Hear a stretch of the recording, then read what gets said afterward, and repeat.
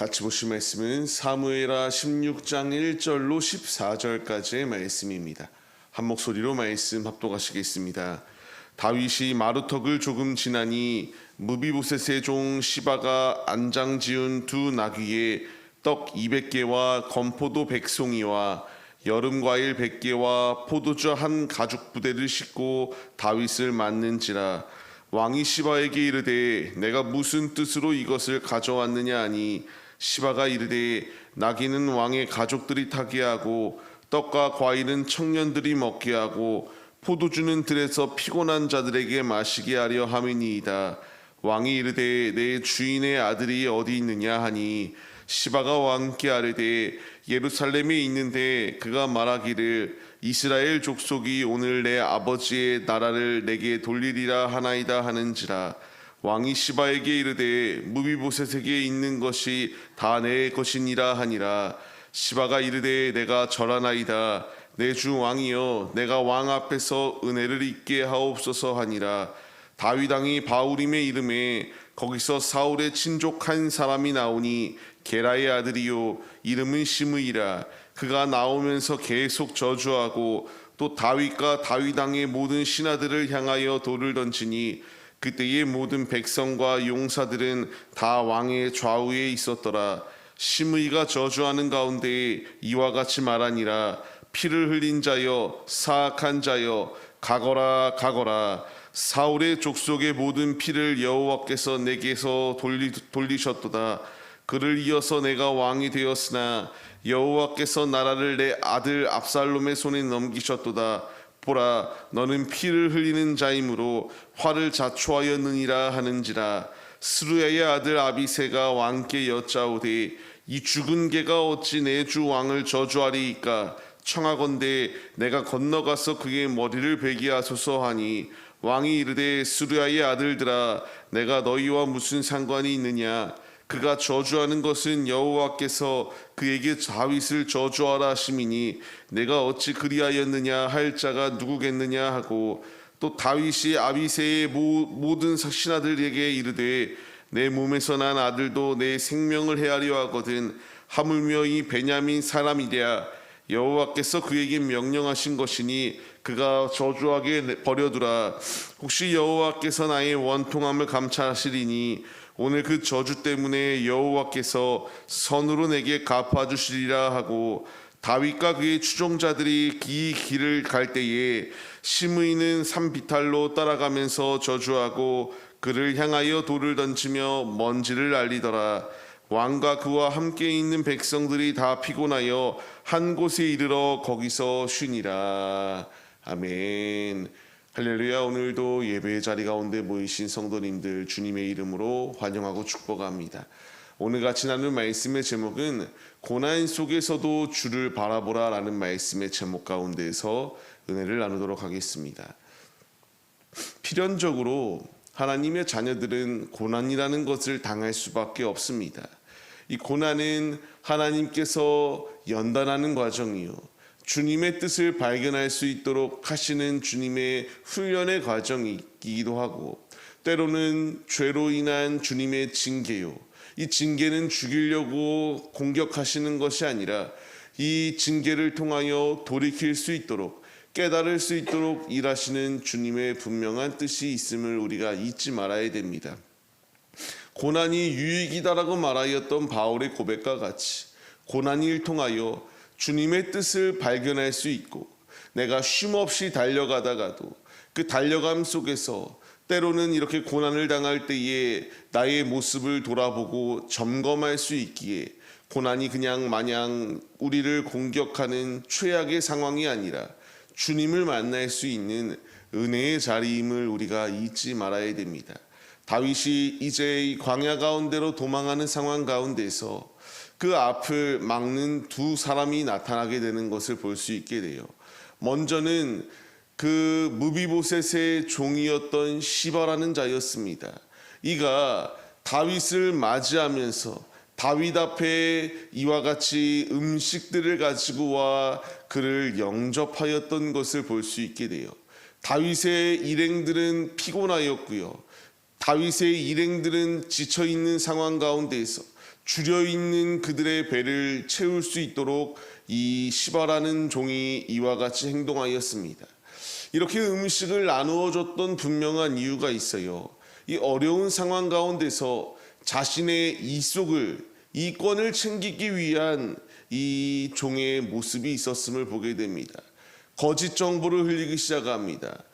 이렇게 압살롬에 의하여 도망갔던 다윗에게 지금 당신이 이렇게 도망하는 상황 가운데서 나의 주인이는 이 무비보셋이 이와 같이 자신의 왕권을 다시 찾겠다라고 하며 이렇게 당신을 공격하려고 하기에 이런 상황 가운데서 내가 당신에게 이 일을 고합니다라고 이렇게 말합니다.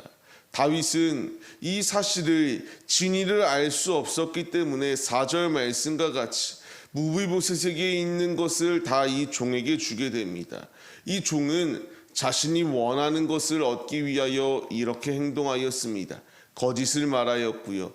그 가운데서 자신의 이득권을 챙겼던 것이 이 종의 모습이었습니다. 근데 이 종의 모습이 과연 그 종의 모습에게만 있는 것인가 라는 것을 생각해 봐야 됩니다. 이 시대 역시 마찬가지입니다.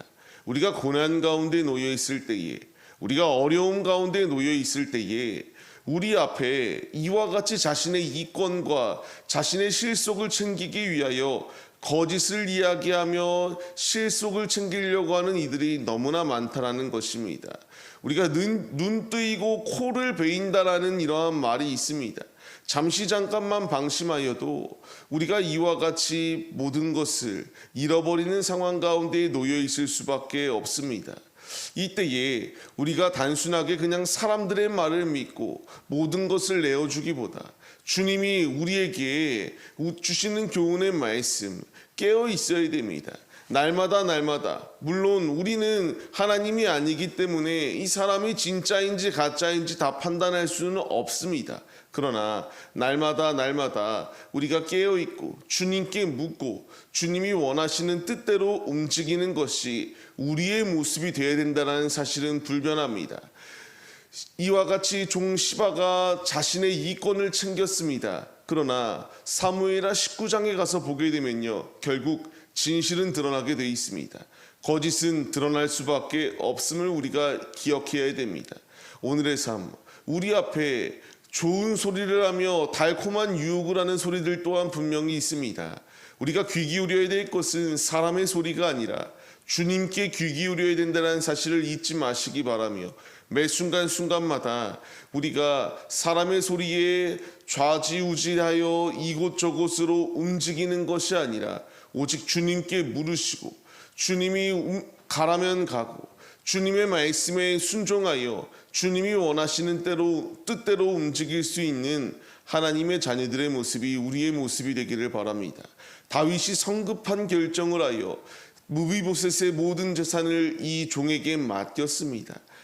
우리에게 필요한 것은 사람의 소리의 현혹이 아니라 하나님의 명령대로 움직여야 됩니다. 이 분명한 사실을 잊지 마시고 고난 가운데서 성급한 결정을 하는 것이 아니라 하나님 앞에 물으시고 하나님의 뜻대로 움직일 수 있는 하나님의 자녀들이 되시기를 소망합니다. 또 한 사람이 나옵니다. 시므이라고 하는 자였습니다. 이 자는 이와 같이 사울의 친족이었기 때문에 다윗이 싫을 수 있습니다. 그런데 싫을 수 있는데 끊임없이 저주할 뿐만 아니라 6절 말씀과 같이 다윗의 일행 가운데에 돌을 던지고 있었던 것이 시므이의 모습이었습니다. 이 모습이 다윗이 이 고난 가운데에서 이게 자신의 죄 때문에 이런 결과가 왔다라는 것을 알기에 그는 묵묵히 감내하였습니다. 이 상황 가운데 놓여 있을 때에 이제 9절 말씀을 보게 되면은 스루야의 아들 아비새가 내가 저 개만도 못한 자의 머리를 벨 수 있도록 허락하여 달라고 이렇게 말합니다. 다윗은 허락하지 않습니다. 이 또한 모든 것이 하나님의 뜻 가운데에 있는 것 아니겠는가?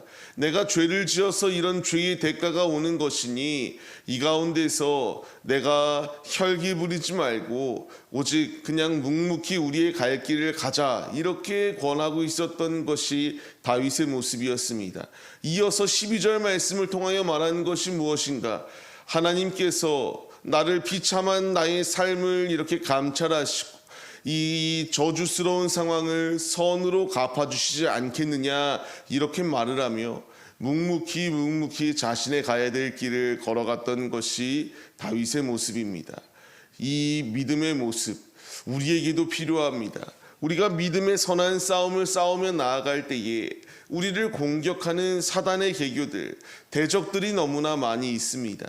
이 공격 가운데 놓여 있다 할지라도 우리가 믿음의 길을 걸어가야 될 분명한 이유는요, 이 공격 가운데서 결국 주님이 우리를 감찰하시고 우리의 삶 가운데에 주님이 역사하시면 대적은 결국 멸망할 수밖에 없기 때문입니다.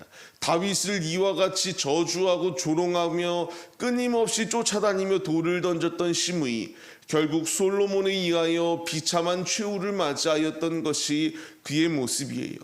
대적은 아무리 승승장구하고 자신이 이와 같이 득세하는 것처럼 보인다 할지라도 하나님 앞에서 악인은 결국 의인을 이렇게 선대하지 아니하고 저주하고 공격할 때에 하나님께서 보응하시는 주님의 역사하심이 있다는 사실을 우리가 잊지 말아야 됩니다.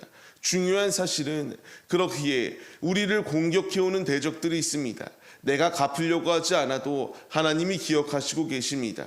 하나님이 하나님의 때에 가장 최고의 것으로 그들을 심판하시고 우리에게 은혜를 더하여 주신다는 사실을 잊지 마시기 바랍니다.